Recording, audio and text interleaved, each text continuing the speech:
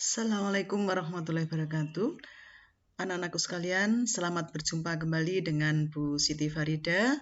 Kali ini kita akan membahas tentang KD 3.2, yaitu pertidaksamaan rasional dan irasional bagian pertama. Apa materi pada pertidaksamaan rasional dan rasional bagian pertama? Materinya adalah yang pertama, pertidaksamaan linier. Yang kedua adalah pertidaksamaan kuadrat. Nah, kita mulai materi pertama, yaitu pertidaksamaan linier. Definisi dari pertidaksamaan linier satu variabel adalah pertidaksamaan yang memiliki variabel dengan pangkat tertinggi 1. Lalu cara menyelesaikan pertidaksamaan linier satu variabel adalah dengan menentukan bentuk sederhana dari pertidaksamaan linier tersebut. Jadi cukup menyederhanakan sampai bentuk paling sederhana. Contoh 1, selesaikan pertidaksamaan linier 3x plus 5 kurang dari 11.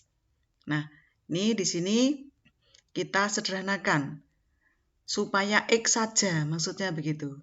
Maka langkah pertama, ya, kita kurangi kedua ruas dengan 5 supaya sini menjadi 3x saja, ya. Ruas kiri kurangi 5, ruas kanan kurangi 5 sehingga menjadi 3x kurang dari 6. Kemudian supaya sederhana lagi, kedua ruas dibagi 3 sehingga menjadi x kurang dari 2. Jadi, himpunan penyelesaian dari pertidaksamaan 3x plus 5 kurang dari 11 adalah x demikian hingga x kurang dari 2, x anggota bilangan real. Nah, bisa diikuti ya. Kita lanjutkan contoh 2. Selesaikan pertidaksamaan min 3 kurang dari 2x plus 5 kurang dari 9. Ya. Bagaimana cara menyelesaikannya? Sama, kita buat sesederhana mungkin supaya menjadi x saja bagaimana. Maka di sini kita kurangkan dengan berapa? 5 ya. Kita kurangi dengan 5 ruas kiri, tengah dan kanan sehingga menghasilkan min 8 kurang dari 2x kurang dari 4. Supaya x saja kita bagi dengan 2 sehingga menjadi min 4 kurang dari x kurang dari 2. Nah, ini sudah bentuk paling sederhana. Jadi, himpunan penyelesaian dari pertidaksamaan min 3 kurang dari 2x plus 5 kurang dari 9 adalah x demikian hingga x lebih dari min 4 dan kurang dari 2. Jadi, x-nya terletak di tengah, di mana x x elemen dari bilangan real. Gitu ya. Jadi, seperti ini. Ini bentuk paling sederhana. Nah, contoh 3, sekarang soal cerita. Adi membeli 33 buku tulis dan Ita membeli 21 buku tulis. Adi mengambil buku tulis yang harganya kurang dari Rp5.000. Sedangkan Ita membeli buku tulis yang harganya, perhatikan di sini, Rp500 lebih mahal dari 1,5 kali harga buku tulis Adi. Kemudian, selisih uang yang mereka bayarkan kurang dari Rp10.000. Tentukan batas-batas harga sebuah buku tulis yang dibeli Adi. Nah, kita ikuti soal cerita itu, kemudian kita nyatakan di sini. Pertama, kita misalkan harga satu buku tulis yang dibeli Adi itu X. Berarti Adi membayar 33 buku kali X. Ya, ini. Sekarang harga satu buku tulis yang dibeli Ita tadi kita misalkan Y. Karena Y sama dengan 1,5 kali harga buku tulis Adi, berarti 1,5 kali X, lebih mahal 500, berarti ditambah 500, maka Y sama dengan 1,5 X plus 500. Sehingga Ita membayar sebanyak 21 buku kalikan Y, sehingga 21 kali 1,5X plus 500. Kalau kita sederhanakan, 21 kali 1,5 itu 31,5X, ditambah 21 kali 500 itu 10.500. Nah, sehingga ini adalah besaran yang harus dibayarkan Ita. Sekarang diketahui selisih uang yang mereka bayarkan kurang dari 10.000. Ya. Sehingga tadi Adi membayar 33X, dikurangi dengan Ita membayar 31,5X plus 10.500, itu harus kurang dari 10.000. Kita sederhanakan, ini tinggal 1,5X. Ya, min kali 10.000 berarti min 10.500 kurang dari 10.000. Supaya 1,5X saja, maka kita tambah dengan 10.500 semua ruasnya, sehingga ruas kanan menjadi 20.500. Sehingga X saja kurang dari 20.500 dibagi dengan 1,5. 1,5 itu 3/2. Kalau dibagi dengan 3/2 sama dengan dikalikan dengan 2/3. Dikalikan 2 ini 41, ini per 3. Sehingga X-nya kurang dari 41.000/3. Nah, karena diketahui X tadi kurang dari 5.000, ini X-nya kurang dari 5.000. Harga buku tulis yang dibeli Adi kurang dari 5.000. Maka kalau kita gambarkan di sini, 41.000 dibagi 3 itu lebih dari 10.000, berarti lebih besar dari 5.000, posisinya di sebelah kanan. Nah, ini kurang dari, berarti ke kiri. Ini juga kurang dari, berarti ke kiri, di kirinya 5.000. Nah, yang diarsir 2 kali ini. Nah, berarti batas-batas harga sebuah buku tulis yang dibeli Adi adalah X-nya kurang dari 5.000. Ya. Kita lanjutkan materi berikutnya, yaitu pertidaksamaan kuadrat. Definisi pertidaksamaan kuadrat. Pertidaksamaan kuadrat adalah pertidaksamaan yang memiliki variabel dengan pangkat tertinggi 2. Ya, kalau pertidaksamaan linear tadi pangkat tertinggi 1, kalau kuadrat pangkat tertinggi 2. Bentuk umum pertidaksamaan kuadrat adalah AX kuadrat, jadi ada A itu koefisien dari X kuadrat, plus BX, B itu koefisien dari X, plus C itu konstanta, nggak ada X-nya. Kurang dari 0, atau lebih dari 0, atau kurang dari sama dengan 0, atau lebih dari sama dengan 0. Nah, ini semua disebut dengan bentuk umum pertidaksamaan kuadrat. Lalu penyelesaiannya berupa interval berhingga atau interval tak hingga. Seperti yang sudah kita jelaskan pada pertemuan lalu, ada istilah interval berhingga dan interval tak hingga. Dengan aturan sebagai berikut. Jika P dan Q itu adalah akar-akar dari persamaan AX kuadrat plus BX plus C sama dengan 0, maka P dan Q merupakan batas-batas interval penyelesaian pertidaksamaan kuadrat tersebut. Ya, jadi batas-batas interval. Jadi akar-akar disebut juga batas-batas interval.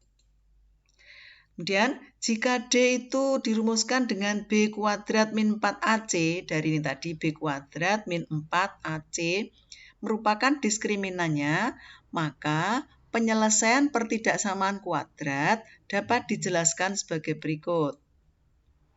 Ya, untuk diskriminan positif berarti D lebih dari 0. Jadi kalau dihitung D-nya kok ketemu positif, maka akan terdapat 2 titik batas interval.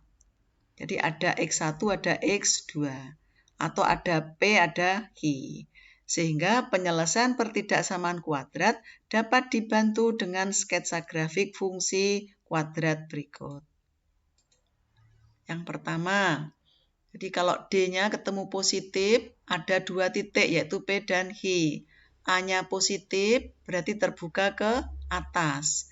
Sehingga di sebelah kiri ini nilainya positif, sebelah kiri P, antara PQ nilainya negatif, di sebelah kanan Q nilainya positif. Sehingga kalau kita masukkan ke pertidaksamaan ini yang diminta kurang dari itu berarti negatif, berarti terletak antara P dan Q. Kalau ini tidak ada tanda sama dengan, ini juga tidak ada tanda sama dengan. Kalau ada, ini ada. Kalau yang diminta lebih dari, berarti yang positif. Yang positif ini, di kirinya P, berarti X kurang dari P, ini, atau di kanannya Q, berarti lebih dari Q. Ya, ini kalau lebih dari, berarti yang diminta yang positif. Kalau kurang dari, yang diminta yang negatif. Kalau ada sama dengannya, ini juga ada sama dengannya.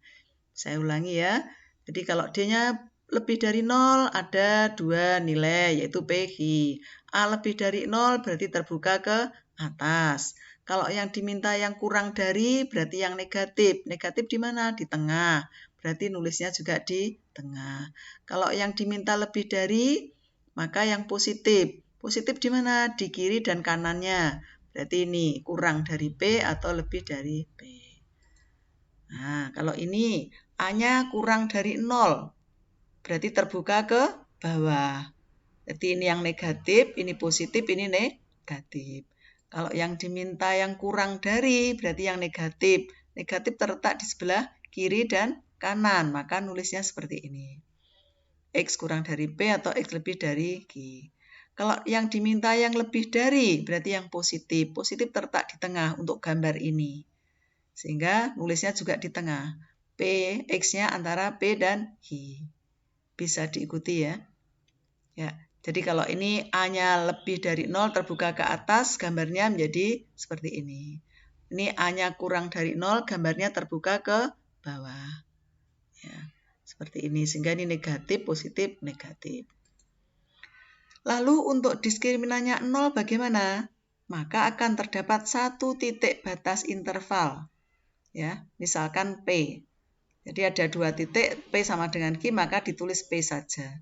Sehingga penyelesaian pertidaksamaan kuadrat dapat dibantu dengan sketsa grafik berikut. Nah, ini hanya ada 1, kalau yang tadi 2. Kalau ada 1, jadi kalau D sama dengan 0, ini 1. A-nya lebih dari 0, terbuka ke atas. Ini positif, positif. Sehingga kalau yang diminta soal itu kurang dari yang negatif, ada enggak yang negatif di sini?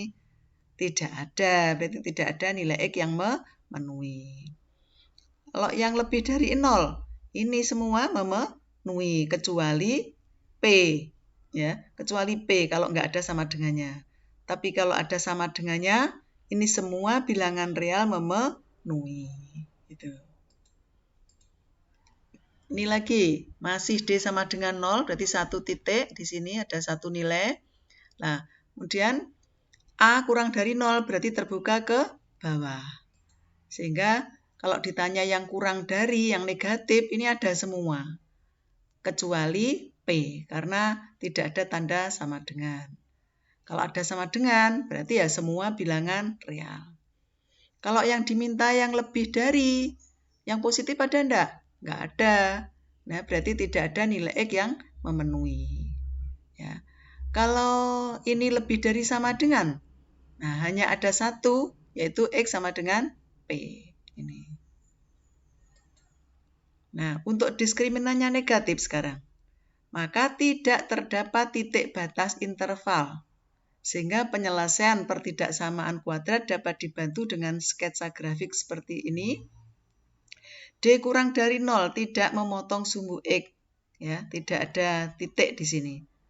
A lebih dari 0 terbuka ke atas. Jadi semuanya positif, disebut dengan definite positif. Selalu positif.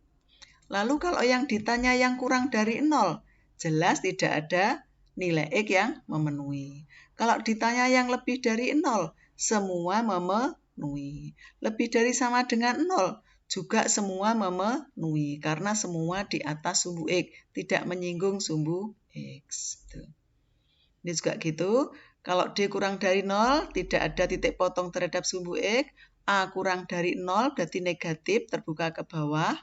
Ini.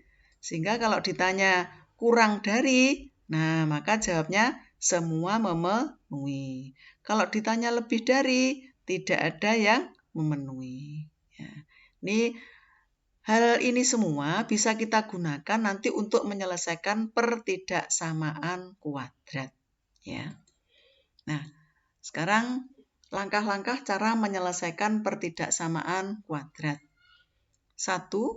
Ubah ruas kanan pertidaksamaan menjadi 0 kalau ruas kanannya belum 0.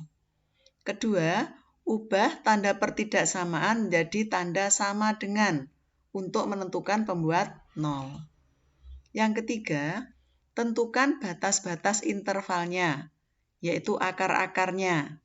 Dengan cara bisa pemfaktoran, bisa melengkapkan kuadrat sempurna, bisa menggunakan rumus ABC.